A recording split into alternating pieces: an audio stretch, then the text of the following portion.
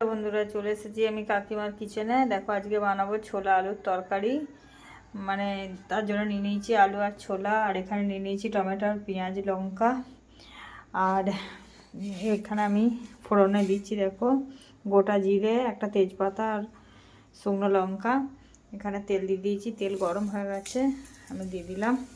এবার দিয়ে দিলাম ছোলা আর আলু, দিলাম আমি কেটে রাখা টমেটো পেঁয়াজ লঙ্কাগুলো অ্যাড করে দিলাম। ভালোভাবে ভেজে নেবো। দেখো, ভালোভাবে ভাজা হয়ে গেছে। এবার একটু জল অ্যাড করবো, দিয়ে নেড়ে ঢাকা দিয়ে দেবো। বিনা মশলাই ছাড়াই দেখো রেডি হয়ে যাবে তরকারি। আর মশলা ছাড়াই ছোলা আলুর তরকারি একদম পুরো রেডি। গরম গরম রুটি বা লুচির সঙ্গে খেলেই দারুণ লাগবে।